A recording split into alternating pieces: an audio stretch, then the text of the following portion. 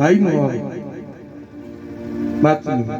तो अब सोचा कलाकार मन को कि अब कलाकार पर इनका बारे में कहा गाई तो निक लागी लोग सुनी इनका बारे में कैसे मैं बतिया कह दे दुई चार लाइन में। तो कहानी एगो बात सुर दिया भैया कि करे जाए उमरपुर के जनता हमार गाना बढ़िया लगी व्यक्ति के बारे में कहे के हमार तरीका बढ़िया लगी तो तनी थपड़ी बजाए सब है आशीर्वाद दे सब है हमारे भाई के कि करे जाए उमरपुर के जनता यह स्वीकार बारे हो यह स्वीकार बारे हो असो मुखिया में चिरुकी पारे उम्मीदवार मुखिया में चिरुकी पारे उम्मीदवार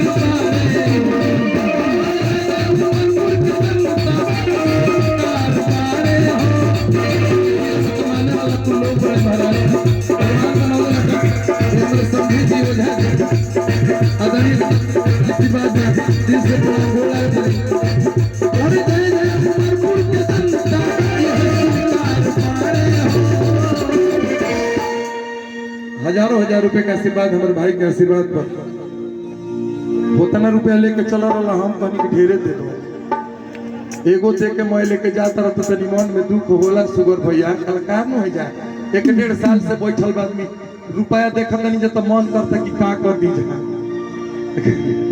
यही में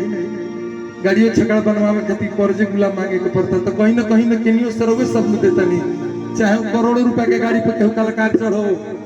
चाहे मोटरसाइकिल पे चढ़ो पैसा वही है लोग नहीं कहे रुपया दूसरा के ना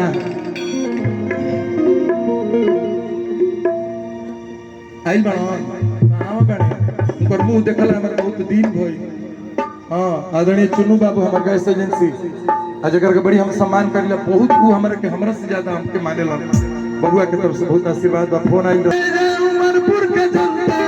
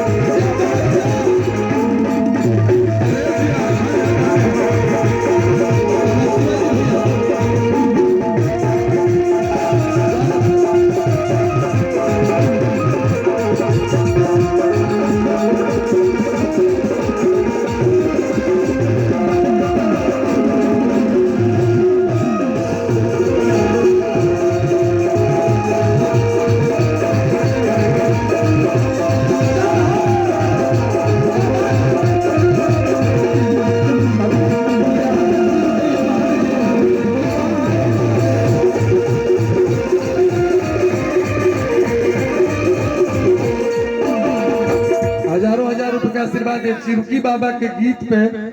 शिवाजी भैया दिला है बात धन्यवाद करने के बात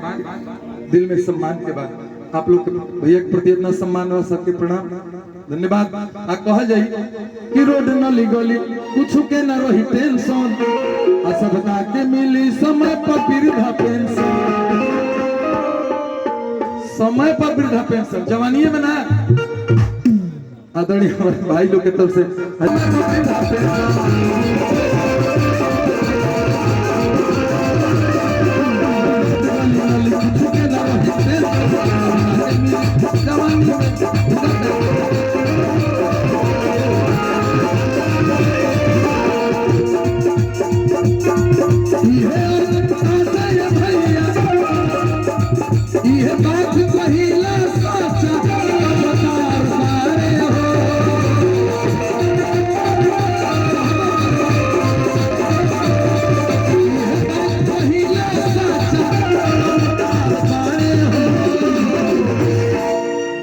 पंचायत करे खातिर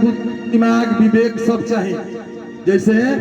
एगो देश के सम्मान रखे खातिर एगो बड़ पद राष्ट्रपति होला वही तरी मुखिया गांव के राष्ट्रपति हो और सम्माननीय आदरणीय हमारे गार्जियन श्री श्रीकांत आदरणीय के हम गोड़ लागत नहीं बुजुर्ग हमारा गार्जियन पिता तुल्य बानी आपके चरण स्पर्श बा वंदन अभिनंदन बा यथायोग्य सम्मान बा बार बार धन्यवाद। हमारे चिरकी बाबा के तरफ से पुनः आशीर्वाद है। छोट भाई सब हमारा प्यार में जुटल बड़े भाई के दिल से धन्यवाद बा। हम बात कहिले साचा आदरणीय हमारे चुनू बाबू बस ये आखिरी लाइन करवा चुनू बाबू ले भेंट कर लिया तब चला जी कहीं बहुत दूर दूर कार्यक्रम भाई लोग के चलिए यह बात कहिले साचा अरे ये दमदार बाड़े हो यह गवा नहीं वीर रस कह जाला बुझाओ मत रस को पैदा भइल जब दो तो तब देही गनगना जाओ कि बात कहिले साचा कि दमदार बाड़े हो अब की मुखिया में चिरुकी पाए इतवार पाए हो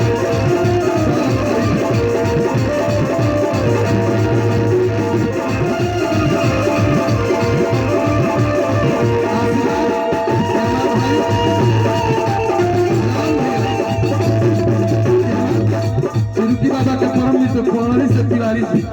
1000 रुपया के आशीर्वाद हमारे भाई को माता रानी की कृपा बना रहो हमारे भाई को।